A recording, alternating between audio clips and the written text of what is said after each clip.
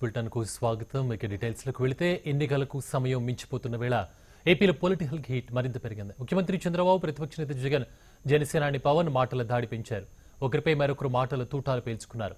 వారేమన్నారో ఇప్పుడు చూద్దాం. జగన్మోహన్ రెడ్డి అంతా నేరాలుండే వాళ్ళ పక్కన ఉంటాడు. నేర చరిత్ర తప్ప దారుణ రాజకీయం తప్ప ఇంకోటి లేదు. మన ప్రాజెక్టుకి పట్టి సీమకు అడ్డం పడ్డాడు, అందరి నివాకు అడ్డం పడ్డాడు, గాలేరు నగిరికి అడ్డం పడ్డాడు, ఇంకో పక్కన పోలవరానికి అడ్డం పడ్డాడు. నేను ఒకటే ఆలోచించా, ఎవరు అడ్డం పడినా మీ మంచి కోసం బుల్లెట్ లాగా దూసుకెళ్తాను తప్ప వదిలిపెట్టే సమస్య లేదు. 5 సంవత్సరాలుగా ప్రజలను అన్ని రకాలుగా మోసం చేశాడు, అబద్ధాలు చెప్పాడు, అన్యాయాలు చేశాడు, దుర్మార్గాలు చేశాడు.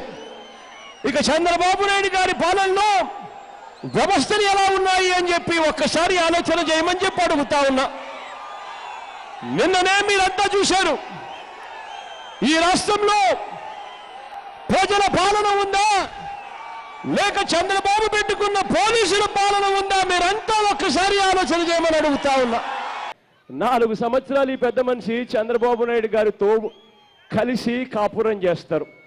2014 ఎన్నికల్లో చంద్రబాబు నాయుడు గారికి ఓటేయమని చెప్పి సాక్షాత్తు ఈ పార్ట్నర్ గారే ఓటేయిస్తారు. ఓటేయించిన తర్వాత 4 సంవత్సరాలు చంద్రబాబు నాయుడు గారు చేసిన ప్రతి అన్యాయంలోనూ ప్రతి మోసంలోనూ ఈ పార్ట్నర్ అక్కడే ఉంటాడు, తనతో కలిసి 4 సంవత్సరాలు పాలు పంచుకుంటాడు.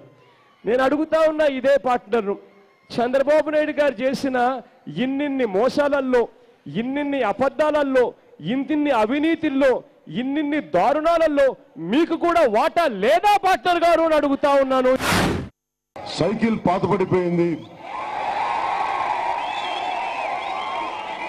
కేసీఆర్ గారు సైకిల్ కి చైన్ తెంపేశారు. అదే అతుకులేసుకుంటూ నెట్టుకొస్తా ఉన్నారు. పోనీ ఇంత ఎండలో వచ్చాం, ఫ్యాన్ వేద్దాం, కరెంట్ ఫ్యాన్ వేద్దామంటే ఫ్యాన్ తిరగట్లేదు. ఎందుకంటే పవర్ మన దగ్గర ఉంది.